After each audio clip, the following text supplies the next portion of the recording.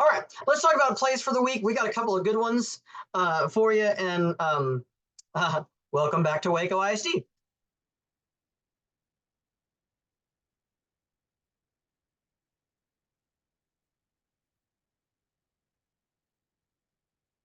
Let's watch that again, see if you catch it.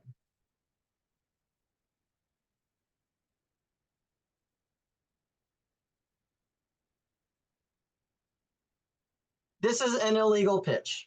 Why is this an illegal pitch? Well, because the pitcher stops his motion. If you look in your rule book, if you go to page 43, this is rule 6. Rule 6 is all about pitching. If you look at article 2, it says from the windup position, blah, blah, blah, blah, blah, blah. After the pitcher starts the movement to pitch, the pitcher must continue the motion without interruption or alteration. So in other words, he cannot stop. If you look right here on his leg kick, as he comes down, it stops, and his entire body stops. That is an illegal pitch, which is why I call it. Now, technically, the ball is dead right away. But as a safety thing, as a plate umpire, if you want to call it, that's an illegal pitch, and then let the pitch happen. That way, you don't have to worry about getting hit with a baseball. If the batter were to swing and foul it, you're not out of your position. The ball gets delivered, the catcher catches it, and you're going to do it. Now, watch one more time how this action finishes.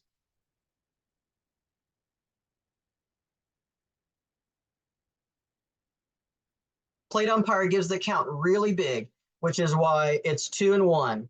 And that's where that way the press box knows that I issued a ball for this one, and then now we're ready for the next pitch. Okay, so that was one really great play. Here's another one.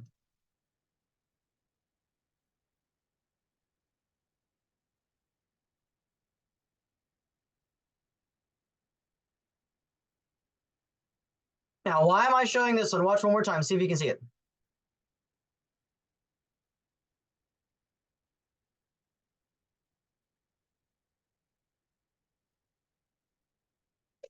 The reason that I showed this one is, first of all, we have multiple runners, and we have a line drive that's headed to the second baseman, and he catches it right at his shoelaces. Carl, the base umpire, has a great look at this call, and he comes right away with an out call. He also says mine, which I really appreciate that.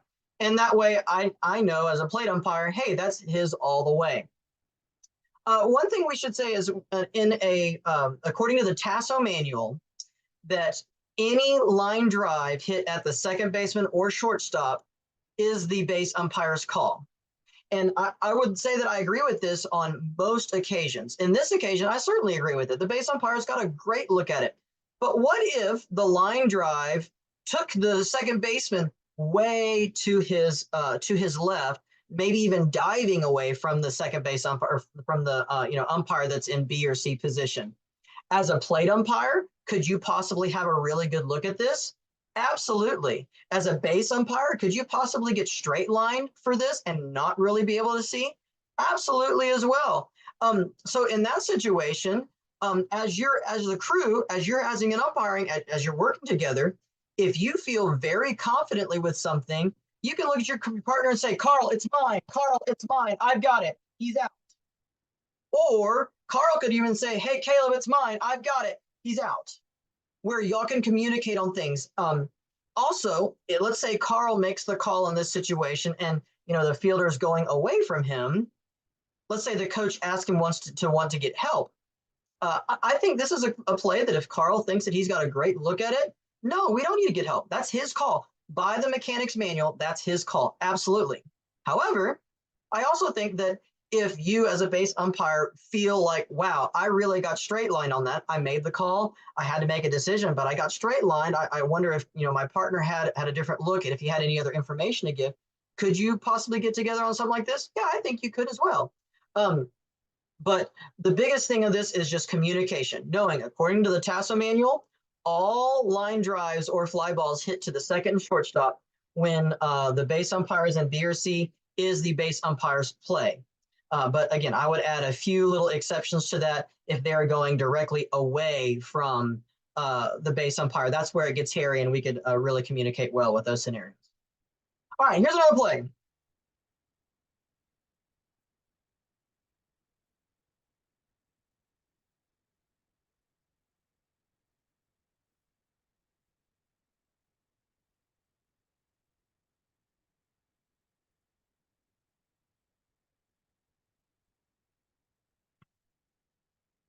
All right, I hope you caught that little action there at the end. If not, we'll talk about it here in just a second. So we have a ground ball to the first baseman who's playing in, but for whatever reason, he doesn't field it. The pitcher does. And the pitcher runs it to the second baseman who's covering. And by the way, look at the second baseman.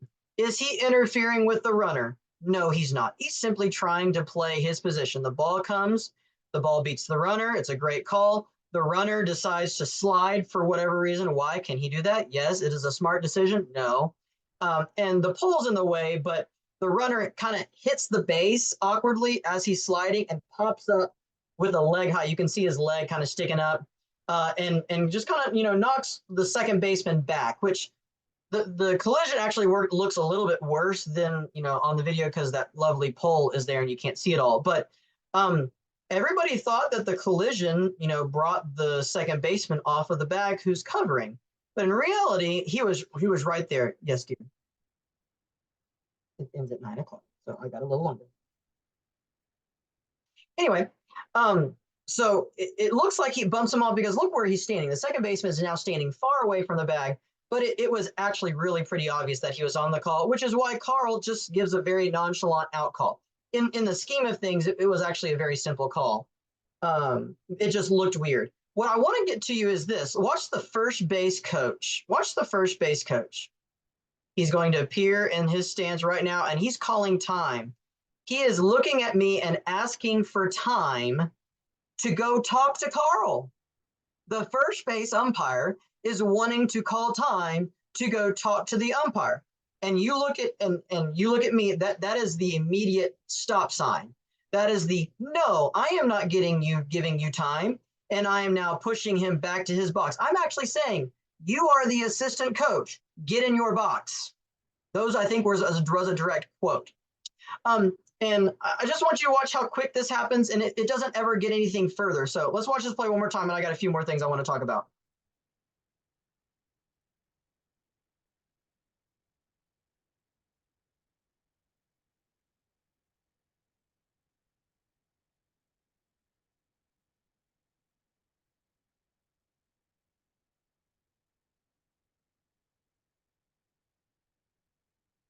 Let's just say for a second that when the coach is right here and he's asking for time, I look at him and I grant him time. And let's just say for just for the heck of it, he goes out and argues with Carl. Do we let assistant coaches leave their position to argue a play? The answer is no. According to the rule book, we are supposed to eject immediately an assistant coach that leaves their position to argue a play. That's what the rule book says.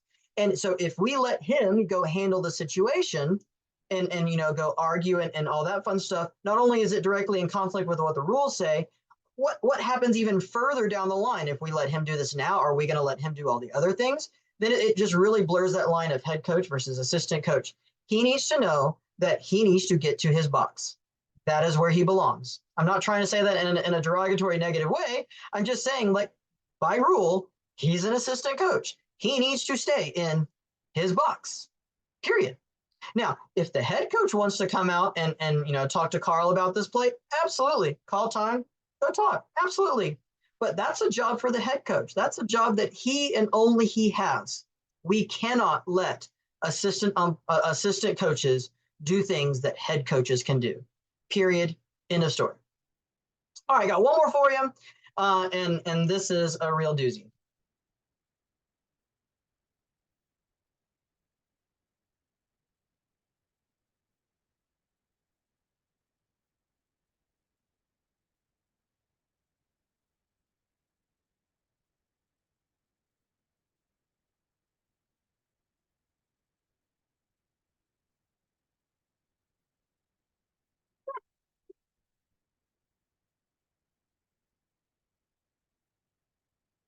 So this play, first of all, is a potential ball hitting the batter as he swings. So, just in my position, the way it hit, I did not have a ball hitting off of the batter's foot.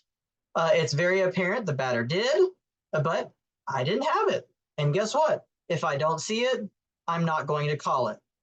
So we just stand there and let the play kind of happen. And we played it first and we have an out.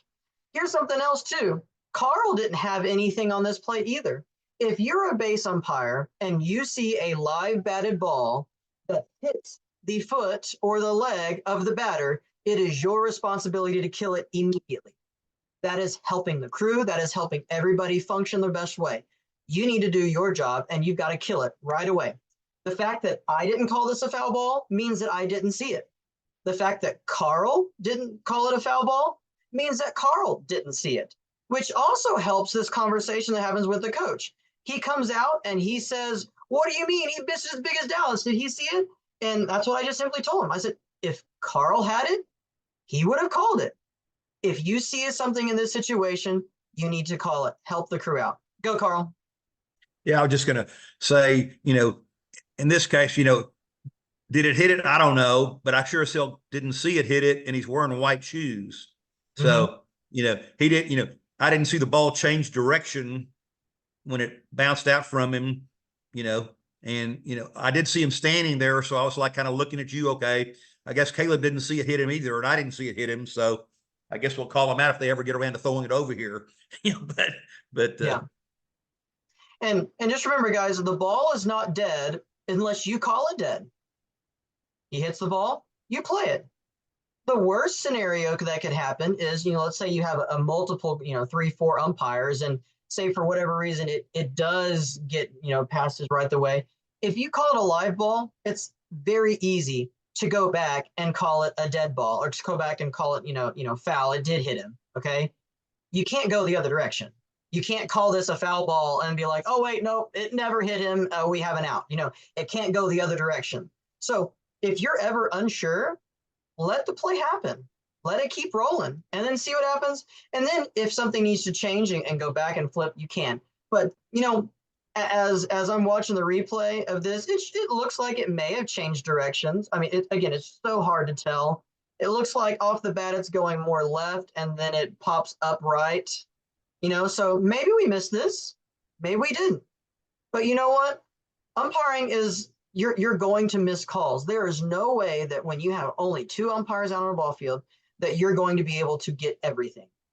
You just can't. I wish the batter would have just said, as I'm telling him, I don't have it. I don't have it. And that's what I'm telling him. And he just stands there. And, we let the play happen. We got an out. And you know what else happened too? The coach understood. He was upset. Oh, that's bigger than Dallas. You guys missed that one. Well, maybe we did. I don't know. All I can say is I'm calling what I'm seeing. I didn't see it hit his foot, so I can't call it that it hit his foot. Carl, same thing. Carl can't say that he saw it hit his foot. So yeah, they should pay for 3. The third base umpire would probably see it. Yeah, that's right. Which is kind of maybe why the third base coach he was the most irate one of them all. No one said anything in the dugout. The first base dugout. No one said anything. The only person that was upset was the batter and the third base coach.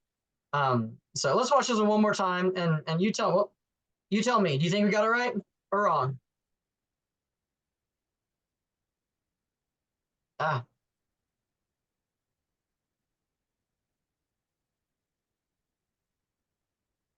One more time.